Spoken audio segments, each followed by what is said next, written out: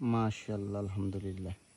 এই হচ্ছে স্বপ্ন, আর এগুলা পূর্ণতায় রূপ নিচ্ছে। এই যে কত সুন্দর এক একটা কাঁদি, এরকম প্রায় 80% গাছে আমার এখন কাঁদি বের হচ্ছে।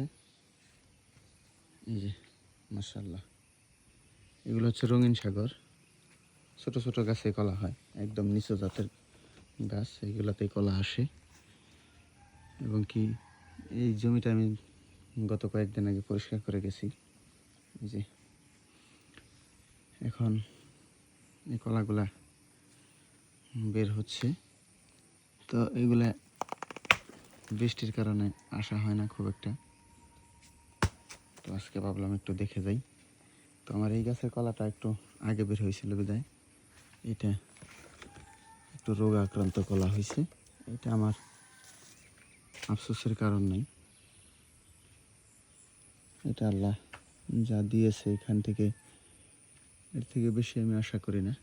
এটা আমার এরকম কালার আসে, কিন্তু এটা যখন আমি দেখে গেছি যে এরকম হয়েছে, তো তারপর থেকে আমি এখানে ট্রিটমেন্ট ভালোভাবে করার পর থেকে আল্লাহর রহমতে এইটা আর এটা, এই দুইটা কলা কিন্তু আমার আগে বেরোছে।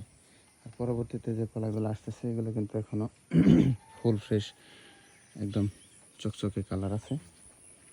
এই যে এইগুলা কিন্তু আর কালার নষ্ট হয় নাই, আর এগুলোর কালার আর নষ্ট হবে না ইনশাল্লাহ। আমরা পরবর্তীতে আবার এইগুলাতে স্প্রে করে দেব। এখন বৃষ্টির কারণে তেমন একটা স্প্রে করার সুযোগ হচ্ছে না।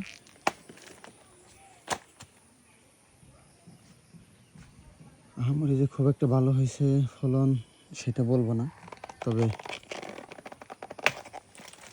অল্প পরিচর্যায় যতটুকু হয়েছে আলহামদুলিল্লাহ।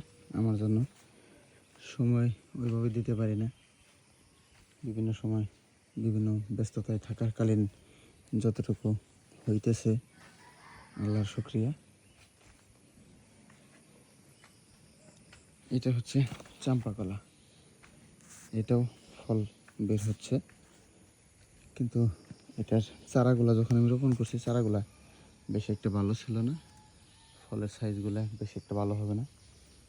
কিন্তু তারপরেও অল্প খরচের মধ্যে করা যা আসে আলহামদুলিল্লাহ। জমি পড়ে থাকার থেকে কিছু একটা হোক, সেটাই ভালো।